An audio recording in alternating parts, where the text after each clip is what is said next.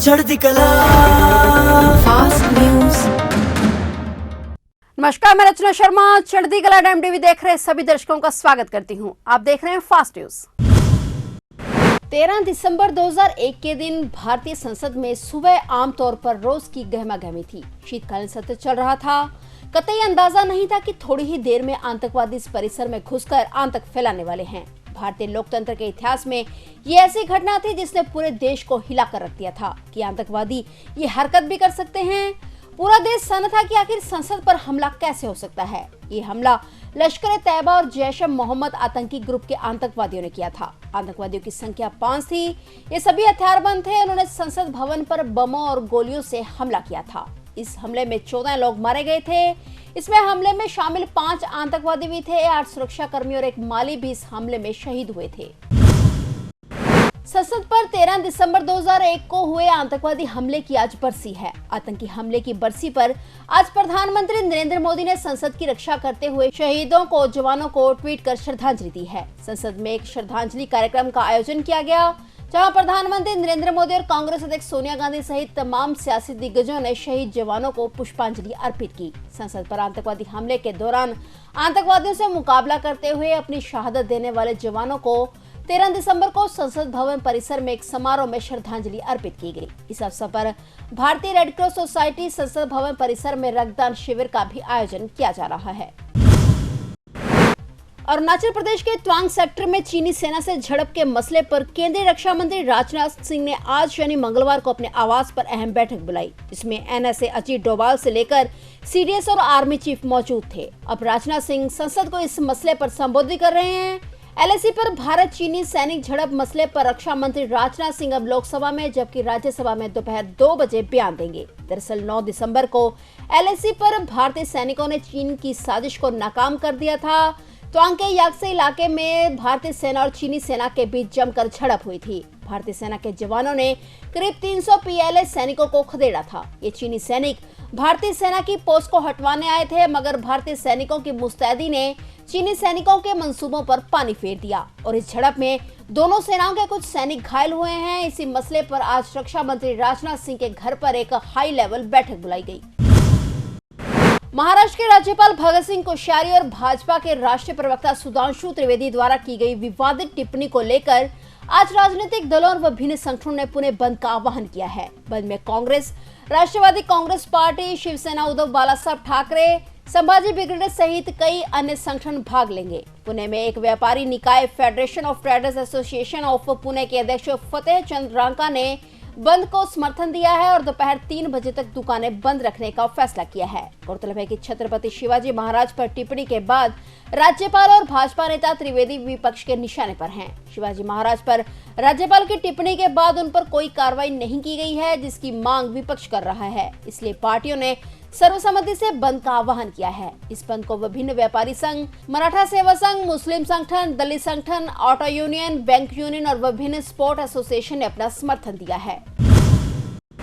केंद्रीय मंत्री किरण रिजिजू ने कहा है कि अरुणाचल प्रदेश प्राचीन काल से भारत का हिस्सा है। रिजिजू ने कहा कि भारत सॉफ्ट पावर के रूप में उभरा है, पूरा भारत एकजुट हो गया है और शक्तिशाली हो गया है। रिजिजू ने कहा है कि भारत एक बहुत मजबूत राष्ट्र के हिसाब से आगे बढ़ रहा है। उन्होंने कहा कि हमारा कल्चर हेरिटेज है और इसको लेकर अक्सर भूल जाते। प्रधानमंत्री नरेंद्र के नेतृत्व में जितने काम हुए हैं उनको नहीं भूलकर इनको आगे ले जाना चाहिए। उन्होंने जोर देकर कहा कि अरुणाचल प्राचीन काल से भारत का अभिन्न अंग रहा है और पीएम मोदी ने इसे खूबसूरत तरीके से पेश किया है। रिजिजू ने कहा कि 75 साल बाद ट्राइबल भारत का कानून मंत्री बना है और देश में पहला लॉ मिनिस्टर है जो एक ट्राइबल है। इसके पीछे आप प्रधानमंत्री नरेंद्र मोदी की सोच को देखिए। समाना में भाखड़ा नहर में बम जैसी वस्तु मिलने से हड़कंप मच गया है। इस घटना के बाद पुलिस के उच्च अधिकारी मौके पर पहुंचे, जिन्होंने आज उसे कब्जे में ले लिया। जानकारी के मुताबिक गोताखोरों के प्रधान शंकर भारद्वाज ने बताया कि भाखड़ा नहर में लोगों द्वारा फेंके गए सिक्कों को निकाला जा रहा था और इसी बीच करीब 20 से 25 किलो की बम जैसी वस्तु दिखाई दी। इसको लेकर तुरंत 100 नंबर पर फोन करके सूचना दी गई। मौके पर पुलिस समाना के अधिकारी राजवीर सिंह एवं हवलदार सोमनाथ सिंह पहुंचे, जिन्होंने गोताखोरों की मदद से बम जैसी वस्तु को बाहर निकलवाया। फिलहाल पुलिस का कहना है कि बम जैसी वस्तु को कब्जे में लेकर जांच शुरू कर दी गई है।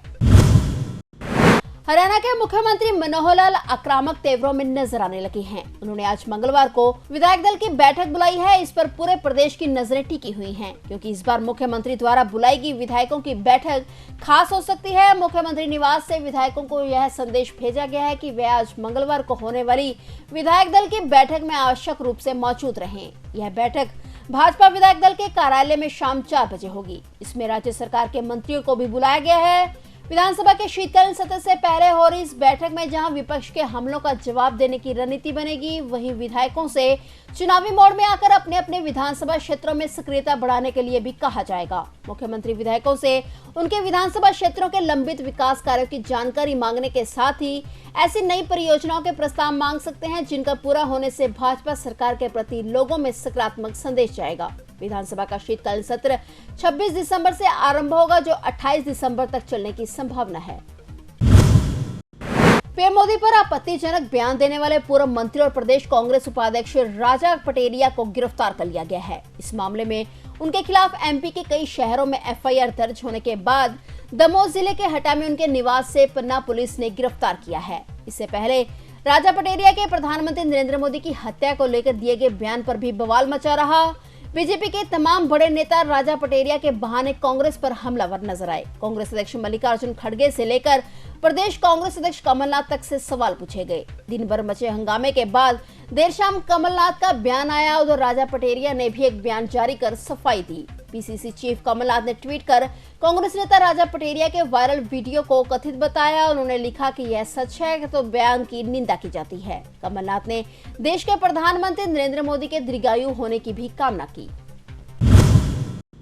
आम आदमी पार्टी ने अपने नेता और राज्यसभा सदस्य संदीप पाठक को पार्टी का राष्ट्रीय महासचिव नियुक्त किया है। पाठक पंजाब और गुजरात विधानसभा चुनाव के लिए पार्टी के प्रभारी थे। गुजरात में मिले मतों के दम पर ही पार्टी राष्ट्रीय पार्टी का दर्जा हासिल करने के योग्य बनी है और पार्टी से जुड़े सूत्रों ने बताया है कि राज्यसभा के सदस्य पाठक को आपका राष्ट्रीय महासचिव संगठन नियुक्त कर रहे हैं। दिल्ली के मुख्यमंत्री अरविंद केजरीवाल नीत आप ने गुजरात विधानसभा चुनाव में 181 सीट में से केवल 5 सीटों पर ही जीत दर्ज की थी, लेकिन उसे कुल मतों के करीब 13% मत मिले थे। आपके संयोजक केजरीवाल ने कहा था कि पार्टी ने ज्यादा सीट नहीं जीती, लेकिन पार्टी को मिले मतों से उसे राष्ट्रीय पार्टी का दर्जा दिलाने में मदद की है। आज से बिहार विधानसभा के शीतकालीन सत्र का आगाज हो चुका है। बिहार विधानसभा का शीतकालीन सत्र में सरकार के सामने कई चुनौतियां होंगी। विपक्ष के साथ साथ सहयोगी भी इस बार सरकार घेरने के मूड में दिखाई दे रहे हैं। 5 दिनों तक चलने वाले विधानसभा के सत्र में जोरदार हंगामे के आसार हैं। विपक्ष ने अपनी पूरी तैयारी भी की है।